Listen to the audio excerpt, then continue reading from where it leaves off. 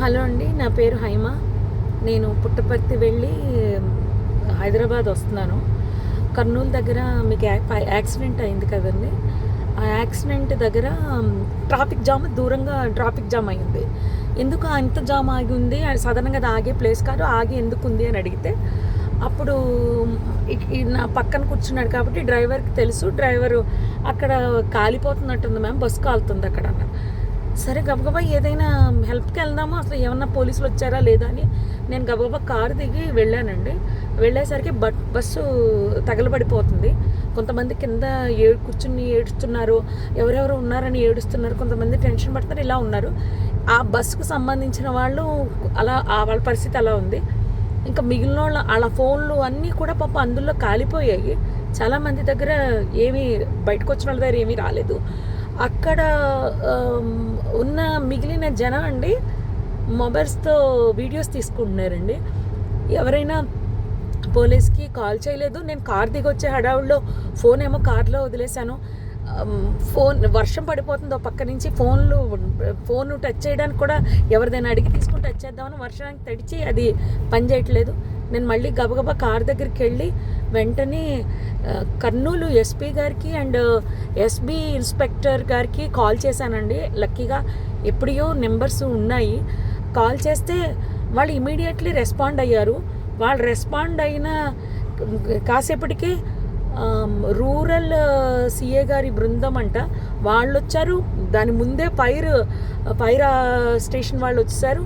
And ముందు fire station వాళ్ళని next fire సిబ్బంది, నెక్స్ట్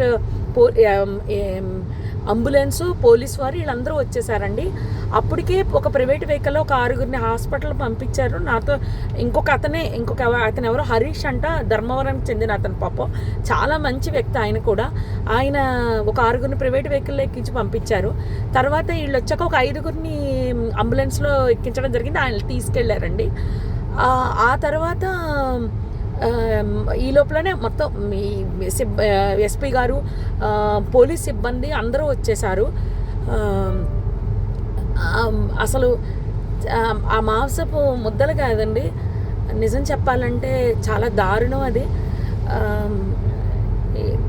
అస్థిపంజరాలు అలా సీట్లలోనే చూసేసరికి అసలు నాకైతే వల్ల కాలేదు. ఎవరైనా ఫ్యామిలీ అండి, చాలా ఆ ఫ్యామిలీ ఎంత బాధపడుతూ ఉంటారో. నేను అది తట్టుకోలేకపోయాను. వస్తూ అక్కడ ఆంజనేయ స్వామి గుడి దగ్గర ఆగిపోయి నదిలో మునగడం జరిగింది. నిజం చెప్పాలంటే చాలా బాధాకరం అండి. ఎవరు కాపాడడానికి అవకాశం లేదు. నిజం చెప్పాలంటే పోలీసులు రాకపోయింటే చాలా ఇబ్బంది పడిపోదాము. హెవీ ట్రాఫిక్ అండి. పోలీసులు లోపలికి రావడానికి బయటకి కూడా ఉండకపోను. ఆ ఇన్ఫర్మేషన్ ఇవ్వడంతో క్లియర్ చేసుకుంటూ వస్తూ మొత్తం లోపలికి వచ్చారు. అంతా ఆఫ్ చేశారు, మంటలు ఆఫ్ చేశారు. జరిగింది అయితే ఇదండి. ఆ బస్ కిందనే బైక్ ఉండిపోయింది. ఆ బైక్ని కొట్టేస్తే బైక్ అతను చనిపోయి రోడ్డు పక్కకి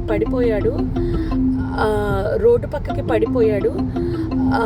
మళ్ళీ ఆ బైక్ మాత్రం బస్ కిందకి వెళ్ళిపోయిందండి. అర్థమైపోయింది ఇది సార్ జరిగింది.